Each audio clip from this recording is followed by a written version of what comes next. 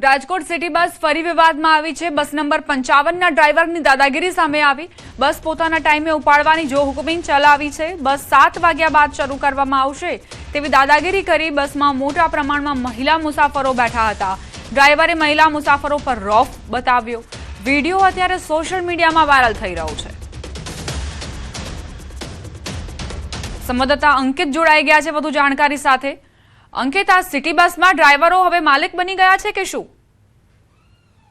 ચોક્કસથી દીપા, વાત કરવામાં આવે તો રાજકોટ મહાનગરપાલિકા સંચાલિત સિટી બસ વધુ એક વખત વિવાદમાં છે તે સપડાઈ છે ને જે વિડીયો વાયરલ થયા છે તે રાજકોટ મહાનગરપાલિકા સંચાલિત સિટી બસ નંબર 55ની બસના આ વિડીયો વાયરલ થયા હોવાનું છે તે સામે આવ્યું છે।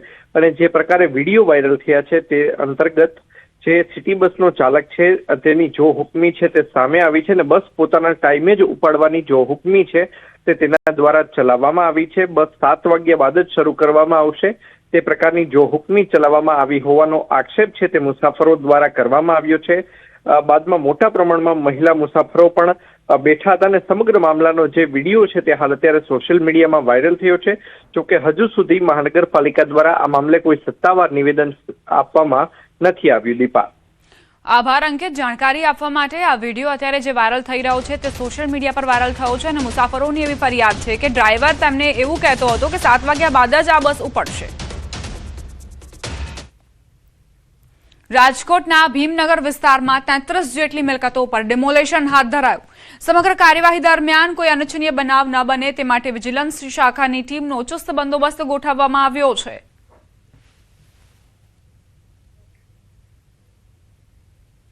રાજકોટ શહેરમાં ફરી એક વખત જે છે બુલડોઝર ગુંજી ઉઠ્યું છે। રાજકોટ મહાનગરપાલિકાના ટાઉન પ્લાનિંગ શાખા દ્વારા અત્યારે જે છે એ ડિમોલેશન કરવામાં આવી રહ્યું છે। આપ દ્રશ્યો જોઈ શકો છો, ભીમનગર વિસ્તારના દ્રશ્યો છે।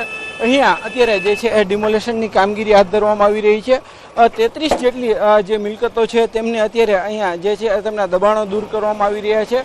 ખાસ કરીને જે રાજકોટ મહાનગરપાલિકા ની જે વિજિલન્સ શાખા છે તેમના દ્વારા પણ અત્યારે બંદોબસ્ત ગોઠવવામાં આવી રહ્યો છે। કાચા પાકા જે 33 જેટલા મકાનો છે તેમને અત્યારે જે જેસીબી મશીનની મદદથી જે છે તોડી પાડવામાં આવી રહ્યા છે। ખાસ કરીને જે રીતના રાજકોટ શહેરમાં જંગલેશ્વર બાદ જે છે એ ડિમોલેશન ઠેર ઠેર થઈ રહ્યું છે। અનેક જગ્યાએ મહાનગરપાલિકાની જે જમીનો છે તે ખુલ્લી કરવામાં આવી રહી છે। કરોડો રૂપિયાની આ જમીન છે તે અત્યારે ખુલ્લી કરવામાં આવી રહી છે। જેસીબી અલગ અલગ જેસીબી મશીનની મદદથી અત્યારે આ ડિમોલેશનની જે છે કામગીરી હાથ ધરવામાં આવી રહી છે। ખાસ કરીને આ મકાનો છે તે અત્યારે એક બાદ એક દિવાલો છે તે ધરાશયી થઈ રહી છે। બીજી તરફ જે વિજિલન્સ શાખાનો સ્ટાફ છે તે પણ તૈનાત જોવા મળી રહ્યો છે। ચુસ્ત બંદોબસ્ત વચ્ચે જે છે આ કામગીરી હાથ ધરવામાં આવી રહી છે। સાથે જ પીજીવીસીએલ અને ફાયર વિભાગની ટીમ પણ અત્યારે તૈનાત છે અને જે છે આ કામગીરી હાથ ધરવામાં આવી રહી છે। આજે સાંજ સુધીમાં જે છે આ તમામ મિલકતો છે તેમને દૂર કરવામાં આવશે। હાર્દિક જોશી, ન્યૂઝ 18 ગુજરાતી, રાજકોટ। અરવલ્લીથી સમાચાર। મોડાસામાં રોકડિયા હનુમાન મંદિર ડિમોલેશનનો મામલો। મોડી રાત્રે મંદિર ખાતે ધાર્મિક સંગઠનોના ટોળા ઉમટ્યા। લોકોની ધાર્મિક લાગણી દુભાતા ટોળા એકઠા થયા। મોડાસા ટાઉન પોલીસ સહિતનો મોટો કાફલો ઉમટી પડ્યો। પોલીસે કહ્યું સુપ્રીમ કોર્ટની ગાઈડલાઈન મુજબ કાર્યવાહી હાથ ધરાઈ છે। સ્થાનિકોને સમજાવ્યા બાદ ડિમોલેશન શરૂ કરાયું। માલપુર 4 રસ્તા પાસે આવેલું છે રોકડિયા હનુમાનજી મંદિર। મંદિર જે તોડવાનું વહીવટી તંત્ર તોડવા આવે કે કંઈ કરે એ પહેલાં જાતે જ તે આપણે જેટલું ડિમાર્કેશન વાળું છે તે હટાવી લઈએ એવો એક એમની ભાવના હતી। તો એના અનુસંધાન થોડી ગેરસમજ હતી, એ લોકોને આપણે સમજ આપી છે અને શાંતિપૂર્વક રીતે બધા વિખેરાઈ ગયા છે અને હાલ અમારો બંદોબસ્ત ચાલુ છે અને બિલકુલ શાંતિપૂર્ણ રીતે આ કાર્યક્રમ પૂર્ણ થવાનો છે અને એમાં કોઈ વહીવટી તંત્રને કોઈ જગ્યાએ બુલડોઝર ફેરવવું પડે એવી પરિસ્થિતિ ઊભી નહીં થાય એ રીતનું આગેવાનો એમને બાંહેધરી આપી છે। બનાસકાંઠાના ધાનેરામાં સ્વરાજ હોસ્પિટલ પાસે જીવંત વીજવાયર તૂટતા દોડધામ મચી। રાત્રિના સમયે હેવી લાઇનનો વીજવાયર તૂટતા સદનસીબે મોટી જાનહાનિ ટળી। સ્થાનિક લોકોએ યુજીવીસીએલને જાણ કરતા વાયર રિપેર કરાયો।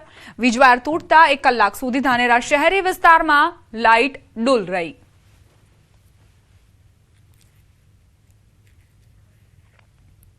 ધાનેરામાં આ દ્રશ્યો સર્જાયા છે કે જ્યાં વીજ લાઇનમાં ફોલ્ટ સર્જાયો અને તે બાદ હોસ્પિટલ પાસે જીવતો વીજવાયર તૂટી પડ્યો હતો। હેવી લાઇનનો આ વીજ વાયર રાત્રે તૂટી પડતા જ કઈ રીતે અફરાતફરી મચી તેના પણ દ્રશ્યો સામે આવ્યા અને વિસ્તારમાં વીજળી પણ ડોલ રહી।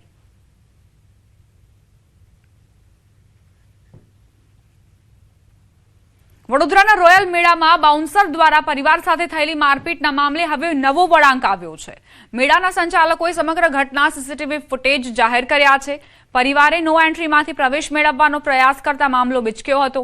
મહિલા સિક્યોરિટી ગાર્ડે રોકતા પરિવારે માથાકૂટ કરી હોવાના આરોપ લગાવવામાં આવ્યા છે. મહિલા ગાર્ડે પોલીસ સમક્ષ ગંભીર આક્ષેપ કરતા જણાવ્યું કે 15 થી 20 લોકો ભેગા મળી તેમના પર હુમલો કર્યો. મહિલા ગાર્ડ પર હુમલો થતા અન્ય બાઉન્સરો પણ સ્થળ પર દોડી આવ્યા હતા. સ્થિતિ વધુ તંગ બનતા બાઉન્સરોએ પોલીસ કંટ્રોલ રૂમમાં જાણ કરી હતી. પરિવાર બેફામ બનતા દંડા વડે મારામારી કરવામાં આવી હતી. હાલ સમગ્ર મામલે રાવપુરા પોલીસે તપાસ શરૂ કરી છે. સંવાદદાતા હાર્દિક જોડાઈ ગયા છે વધુ જાણકારી સાથે. હાર્દિક, આજે સીસીટીવી ફૂટેજ સામે આવ્યા છે, શું હકીકત તેની? બિલકુલથી જો આ ઘટના જે છે તે ગઈકાલની છે. પાદરાનો પરિવાર જે છે તે રોયલ મેળા ખાતે ફરવા ગયો હતો અને ત્યારબાદ એક વિડીયો જે છે તે વાયરલ થયો હતો અને વિડીયોમાં એવા દ્રશ્યો દેખાતા હતા કે બાઉન્સર બેફામ બનીને પરિવારના કેટલાક સભ્યોને દંડા વડે ફટકારે છે. પરંતુ પોલીસ ફરિયાદ દાખલ થયા બાદ જે છે તે સંચાલકો છે તેઓ સામે આવ્યા છે અને તેમના દ્વારા પણ એક અન્ય સીસીટીવી ફૂટેજ જે છે તે જાહેર કરવામાં આવ્યા છે. સંચાલકોનું કહેવું છે કે પરિવારના કેટલાક સભ્યો જે છે તે અન્ય ગેટ છે ત્યાંથી પ્રવેશ કરતા હતા. એના કારણે જે ગાર્ડ છે મનીષા રાણા તેમના દ્વારા પરિવારને રોકવામાં આવ્યા હતા અને નિયત કરેલો જે ગેટ છે ત્યાંથી પ્રવેશ કરે ત્યાં પ્રકારની રજૂઆત કરી હતી. પરંતુ આજે પરિવારના સભ્યો છે તેઓ અકળાઈ ગયા હતા અને બાળકોને લેવા જવું છે તેમ કરીને મેળામાં બીજા ગેટથી પ્રવેશવાનો પ્રયાસ કર્યો હતો અને સાથે સાથે 15 થી 20 લોકોએ ભેગા મળીને મહિલા ગાર્ડને માર માર્યા હોવાના આરોપ જે છે તે થઈ રહ્યા છે અને એના સીસીટીવી ફૂટેજ પણ જે છે તે સામે આવ્યા છે. બાઉન્સરો જે છે તે વચ્ચે પડ્યા હતા અને જે મહિલા ગાર્ડ છે તેને છોડવાનો પ્રયત્ન કર્યો હતો, પરંતુ કેટલાક માથાભારે તત્વો એ હદે બેફામ બન્યા હતા કે તેઓ કોઈને ગાળતા ન હતા અને મહિલા ગાર્ડ પર હુમલો કરવાનું ચાલુ રાખ્યું હતું. એના કારણે બાઉન્સર જે છે તે અકળાયા હતા અને બાઉન્સર દ્વારા સમગ્ર મામલે પોલીસ કંટ્રોલ રૂમમાં જાણ કરવામાં આવી હતી અને પોલીસ આવે એ પહેલા બાઉન્સર દ્વારા મહિલાના ગાર્ડના બચાવ માટે જે છે તે દંડાવાળી કરવામાં આવી હતી. એવી અત્યારે કેફિયત રજૂ કરવામાં આવી રહી છે. ત્યારે રાવપુરા પોલીસે બંને પક્ષની ફરિયાદ લઈને ઝીણવટભરી તપાસ શરૂ કરી છે. આભાર હાર્દિક, જાણકારી આપવા માટે. જૂનાગઢના સાસણગીરમાં ઇન્ટરનેશનલ બિગ કેટ સમિટ 2026 અંતર્ગત ખાસ આયોજન કરાયું. આવતીકાલથી 2 દિવસીય કર્ટન રાઇઝર ઇવેન્ટ યોજાનાર છે, જેમાં કેન્દ્રીય વન મંત્રી સહિત અનેક મહાનુભાવો, દેશ વિદેશથી ડેલિગેટ્સની હાજરી પણ જોવા મળશે. એશિયાટિક સિંહોના સંરક્ષણ અને સંવર્ધનને કેન્દ્રમાં રાખીને વિવિધ કાર્યક્રમો અને ચર્ચા સત્રો યોજાશે. સિંહોના સુરક્ષા માળખાને વધુ મજબૂત બનાવવા તેમજ ભવિષ્યની વ્યૂહરચના અંગે વિશેષ ચર્ચા કરવામાં આવશે. સમગ્ર કાર્યક્રમના સુચારુ આયોજન માટે નોડલ અધિકારી, સુપરવિઝન ટીમ સહિત કુલ 26 સમિતિઓની રચના કરવામાં આવી છે.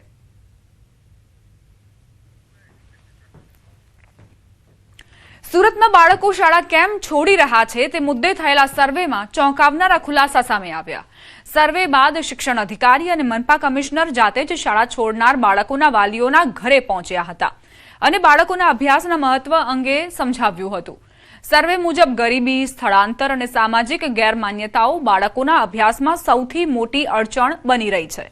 આર્થિક તંગીના કારણે અનેક વાલીઓ બાળકોને નાની ઉંમરે કામ પર મોકલી દે છે, તો સ્થળાંતરના કારણે પણ બાળકોના અભ્યાસને અસર પહોંચે છે. અભ્યાસ અધવચ્ચે અટકી જાય છે. ખાસ કરીને દીકરીઓના શિક્ષણ પ્રત્યે હજુ પણ રૂઢિચુસ્ત માનસિકતા જોવા મળી રહી છે. ત્યારે મનપા કમિશનરે તમામ મોરચે લડત આપવાનું નક્કી કર્યું અને દરેક બાળક સુધી શિક્ષણ પહોંચાડવાનો સંકલ્પ વ્યક્ત કર્યો.